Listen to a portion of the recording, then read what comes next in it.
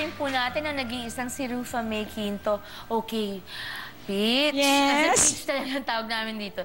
Bakit hindi natuloy yung unang supposed wedding mo? Yung unang dapat? Sige. Kailan yun?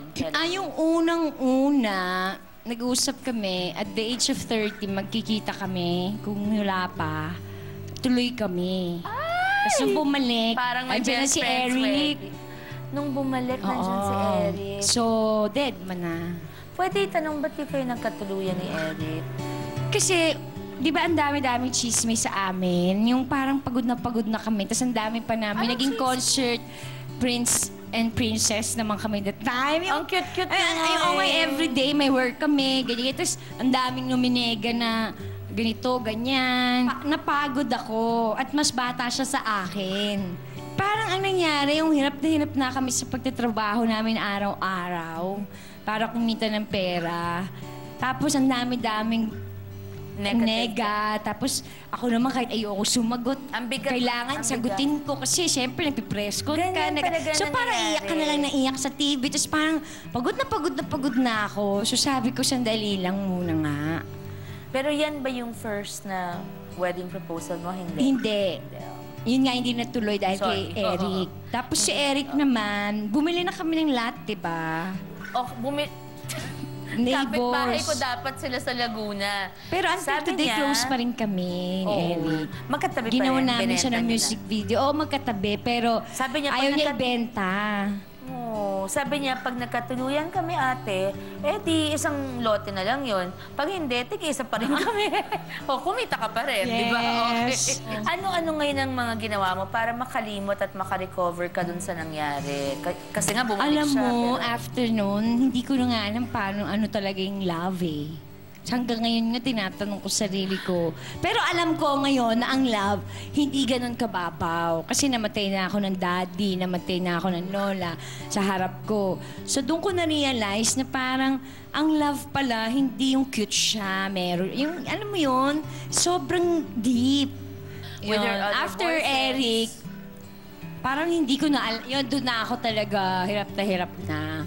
Pero hindi ko na rin hinanap. Parang ayoko nang isipin. Tapos nagkaroon a foreigner na expat sa ibang bansa. So parang Kala mo yun punta na. ng punta doon, ganun. Tapos napasin ko, teka lang yung pamasahe ako nagbabayad ha.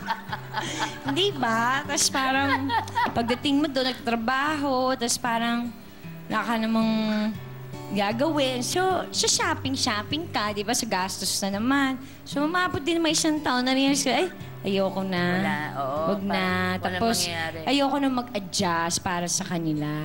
Tapos yung susunod, yung last na. Talagang last na. Oo, last na. Nung huli, mayaman kasi. So, sabi ko, siguro naman, naging breadwinner ako. Isang beses. Kailan to? Ilang years ago? 2008 or 7. Okay. Sabi ko, ay, 8 yata. So sabi ko, sa huling-huling, minsan man lang sa isang buhay ko, may isang lalaki na ako yung aalagaan sa lahat-lahat na, mapa-financial, mapa-ano. Kasi, hindi naman ako... Laging ikaw. Laging ako. So parang once naman, at kayang-kaya naman talaga kung gugustuhin. Kaya lang, parang, ang hirap-hirap pala na pag hindi ka sanay din, manghingi. Parang naaawa ako hindi. sa sarili ko. Yung Hindi. parang Ang tingin ko, naiiyak Peach, pa ako na parang... Tapos minsan parang ang hirap pang humingi. Hindi, ako ang iniisip ko for you and for every other woman watching us, bakit kailangan dumating sa point na hingin mo?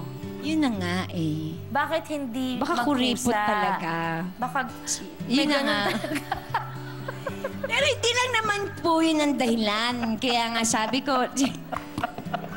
Kunachiwa, di ba? Pero okay lang. Kasi...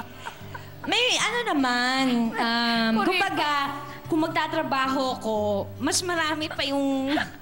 Kikitain mo. Oo. Kasi this year, Peach, you will be celebrating your 18th year in showbiz. Magdedebo ka na sa showbiz. Yes. Diba? Hindi nga ako nakapag-debut nung bata ako.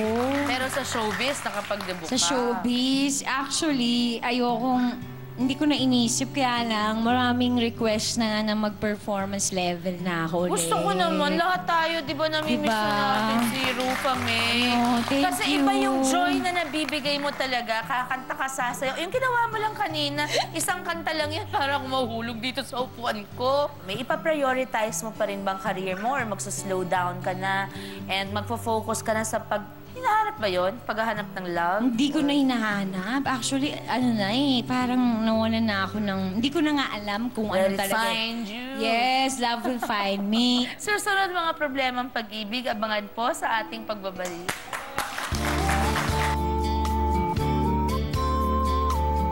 Ito sa totoo lang to sa buong showbiz, ang pinaka-idol ko para sa akin, pinaka-matalino, si Miss Sharon Cuneta. Totoo!